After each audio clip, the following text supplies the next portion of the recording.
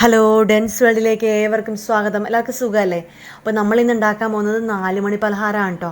വീട്ടിലുള്ള വിഭവങ്ങൾ മാത്രം ഉപയോഗിച്ച് തയ്യാറാക്കാൻ പറ്റിയ നല്ല അടിപൊളി, വായിൽ ഇങ്ങനെ ഇട്ട് കഴിഞ്ഞാൽ അലിഞ്ഞു പോകുന്ന ടൈപ്പ് നല്ലൊരു പലഹാരമാണ്. അപ്പോൾ അതെങ്ങനെ ഉണ്ടാക്കുന്നത് നോക്കാം. ആദ്യമായിട്ടാണ് ചാനൽ കാണുന്നതെങ്കിൽ ഇഷ്ടമായ ലൈക്ക് ചെയ്യുക, സബ്സ്ക്രൈബ് ചെയ്യുക, അടുത്തുള്ള ബെൽ ബട്ടൺ കൊണ്ട് ഒന്ന് പ്രസ് ചെയ്തേക്കുക.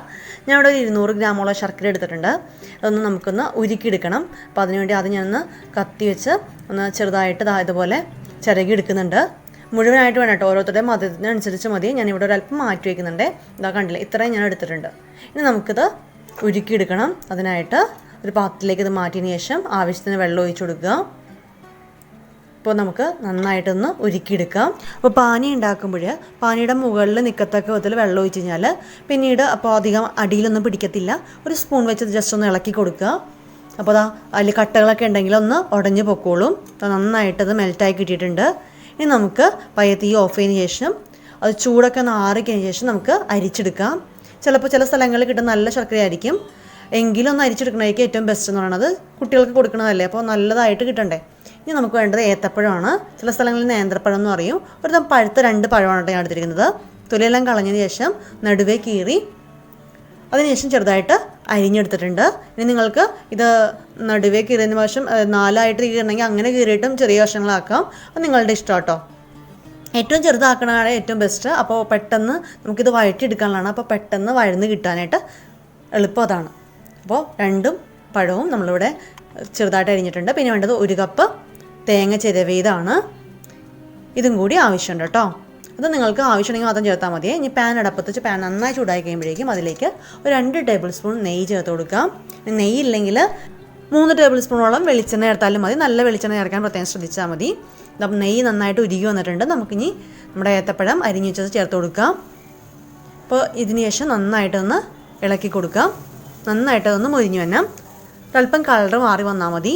അപ്പോൾ നെയ്യാണ് നമ്മൾ ചേർക്കുന്നതെങ്കിൽ എപ്പോഴും ഒരു മീഡിയം ഫ്ലെയിമിൽ വെച്ച് കുക്ക് ചെയ്യാൻ ശ്രദ്ധിക്കുക. അതല്ലെങ്കിൽ പെട്ടെന്ന് ഒരു വശം ഏത് വശമാണോ ഇട്ടേക്കുന്നത് ആ വശം പെട്ടെന്ന് മുരിഞ്ഞ് ഒരു ബ്രൗൺ കളർ ആവാനായിട്ട് ചാൻസ് ഉണ്ട്. അപ്പോൾ ഒരു ജസ്റ്റ് കളറൊക്കെ മാറി തുടങ്ങിയിട്ടുണ്ട്. എത്രയധികം മതി കേട്ടോ. ഒരു 3 മിനിറ്റോളം നന്നായിട്ടൊന്ന് കുക്ക് ചെയ്താൽ മതി. അതിനുശേഷം നമ്മുടെ തേങ്ങ ചിരവിയത് ചേർക്കാം. ഇനി നിങ്ങൾക്ക് തേങ്ങ വേണ്ടെങ്കിൽ ചേർക്കേണ്ട കാര്യമില്ല. ഞാനിവിടെ തേങ്ങ ചേർക്കണമെങ്കിൽ ഇതിനോട് ടേസ്റ്റ് കൂട്ടുന്നതിന് വേണ്ടിയിട്ടാണ് ഞാനിവിടെ തേങ്ങ ചേർത്തത്. ഒരു 2-3 ടേബിൾ സ്പൂണെങ്കിലും തേങ്ങ ചേർക്കാനായിട്ട് പ്രത്യേകം ശ്രദ്ധിക്കുക കേട്ടോ.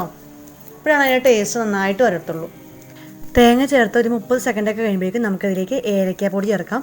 ഏലക്കപ്പൊടിയായിട്ടില്ലെങ്കിൽ ഞാനിവിടെ പൊടിയായിട്ടല്ല ചേർക്കുന്നത്, 3 ഏലക്കയാണ് എടുത്തിരിക്കുന്നത്. ഒന്ന് ജസ്റ്റ് ഒന്ന് കിള്ളിയിട്ട് അതിലേക്ക് ചേർത്ത് കൊടുക്കുകയാണ്. അപ്പോൾ അധികം നേരം നമ്മൾ ഫ്രൈ ചെയ്യാൻ പാടില്ല. തേങ്ങ ചേർത്തതിന് ശേഷം അതെന്താ വെച്ചാൽ പെട്ടെന്ന് അതിൻ്റെ കളർ മാറും, അപ്പോൾ ടേസ്റ്റ് കുറയും. അപ്പോൾ പ്രത്യേകം ശ്രദ്ധിക്കുക. നമുക്ക് തീ ഒന്ന് ഓഫ് ചെയ്യാം. ഇനി അതിന് ശേഷം നമുക്കൊരു ബൗളെടുത്ത് വലിയൊരു ബൗളെടുത്തതിന് ശേഷം അതിലേക്ക് നമ്മുടെ ഗോതമ്പ് പൊടി ചേർത്ത് കൊടുക്കാം. ഇപ്പോൾ ഗോതമ്പ് പൊടിയിലേക്ക് നമ്മുടെ മിശ്രിതം, നമ്മുടെ ഏത്തപ്പഴം അതേപോലെ തേങ്ങ ഏലക്കയുടെ മിശ്രിതം വഴറ്റി വെച്ചെന്ന് അത് ചേർത്ത് കൊടുക്കാം. ഒപ്പം തന്നെ നമുക്കതിലേക്ക് ശർക്കരപ്പാനി ചേർക്കാം. ഞാനിപ്പോൾ ശർക്കരപ്പാനി എത്രത്തോളം ഉണ്ടെന്ന് ജസ്റ്റ് ഒന്ന് നിങ്ങളെ കാണിക്കുകയാണ്. 1 ഗ്ലാസ് ഞാൻ ഇവിടെ ചേർത്തു. ബാലൻസ് 1 ഗ്ലാസും കൂടി ഉണ്ടായിരുന്നു കേട്ടോ. അത് ഞാനിവിടെ മാറ്റി വയ്ക്കുന്നുണ്ട്. നമുക്ക് ആദ്യം മിശ്രിതം ഒന്ന് ഇളക്കി നോക്കാം. അപ്പോൾ നമുക്ക് കുറേശ്ശായിട്ട് ശർക്കരപ്പാനിയും അതുപോലെ തന്നെ ആവശ്യമെങ്കിൽ ഗോതമ്പ് മാവും ചേർക്കാം കേട്ടോ. ഞാനിവിടെ ഒരല്പം ചേർത്തിട്ടുണ്ട്. 1 ഗ്ലാസ് കൂടി ശർക്കരപ്പാനി ചേർത്ത് കൊടുത്തു. ഒരു നുള്ളു ഉപ്പ് കൂടി ചേർത്ത് കേട്ടോ. അപ്പം തന്നെ ഒരു 3 സ്പൂൺ ഗോതമ്പ് മാവ് പിന്നെയും ചേർത്തിട്ടുണ്ട്. ഇനി ബാലൻസുള്ള ശർക്കരപ്പാനി മുഴുവനായിട്ട് ചേർക്കുകയാണ്. അപ്പോൾ ഞാനിവിടെ ചേർത്തേക്കുന്നത് 2 ഗ്ലാസ് ശർക്കരപ്പാനി, അതുപോലെ തന്നെ 1 കപ്പും 3 സ്പൂൺ ഗോതമ്പ് മാവ്, 2 ഏത്തപ്പഴം, പിന്നെ ഒരു അരമുറി തേങ്ങ. നിങ്ങൾക്ക് തേങ്ങ വേണ്ടെങ്കിൽ അത് മാറ്റാം. പിന്നെ ഒരു 3-4 ഏലയ്ക്ക പൊടി ചേർക്കണമെങ്കിൽ അതായിരിക്കും ഇതിനോട് ബെസ്റ്റ്. നന്നായിട്ട് കട്ടകളൊക്കെ മാറുന്ന വിധത്തിൽ നമ്മൾ ഇളക്കിയിട്ടുണ്ട്. അപ്പോൾ നിങ്ങളുടെ കമൻറ്റുകളൊന്നും കാണാറില്ല കേട്ടോ. അപ്പോൾ കമൻറ്റുകളൊക്കെ ഇടുക. പോസിറ്റീവ് ആണെങ്കിൽ നെഗറ്റീവ് ആണെങ്കിലും ഇടാം കേട്ടോ. അപ്പോൾ ഒക്കെ ഉണ്ടെന്ന് നോക്കി. മധുരമൊക്കെ ഉണ്ട്, കറക്റ്റാണ്. ഞാനിവിടെ ഒരു കേക്കിൻ്റെ ടിന്നിൽ ഒരല്പം നെയ്യ് വെച്ചിട്ട് അതിലേക്കാണ് കേട്ടോ നമ്മുടെ മിശ്രിതം ഒഴിച്ചു കൊടുക്കുന്നത്. നമ്മൾക്ക് ഇപ്പോൾ അതൊന്നും ഇല്ലെങ്കിൽ നമ്മുടെ പ്ലേറ്റ് ഉണ്ടാവില്ലേ, സ്റ്റീൽ പ്ലേറ്റിൽ, അതിലൊരല്പം നെയ്യോ എണ്ണയോ എന്തെങ്കിലും തേച്ചിട്ട് അതിലേക്ക് ഇട്ട് കൊടുത്താലും മതി കേട്ടോ. ഇനി നമുക്കിവിടെ ഇത് ചുട്ടെടുക്കണ്ടേ, അതിന് വേണ്ടിയിട്ട് ഞാനിവിടെ ഇഡ്ഡലി പാത്രം വെച്ചിട്ടുണ്ട്. ഇഡ്ഡലി പാത്രത്തിൽ ഒരു 3 ഗ്ലാസ് വെള്ളം ഒഴിച്ചിട്ട് അതിലേക്കൊരു സ്റ്റാൻഡോ അതല്ലെങ്കിൽ ഒരു പാത്രം കമഴ്ത്തി വെച്ചാലും മതി കേട്ടോ. അതിലേക്ക് നമ്മുടെ ഈ ഒരു പാത്രം മാറ്റി വെച്ചതിന് ശേഷം ഒരു മീഡിയം ഫ്ലെയിമിലിട്ട് ഒരു 25 മിനിറ്റോളം കുക്ക് ചെയ്യണം. 20 മിനിറ്റ് കഴിയുമ്പോൾ ഞാനൊന്ന് തുറന്ന് നോക്കിയിട്ടുണ്ടായിരുന്നു. നമുക്കൊരു പാകമായെന്ന് നോക്കാം. ഇതാ കണ്ടില്ലേ, മുകൾ മാത്രം അല്പം കൂടി വേവാനുണ്ട്.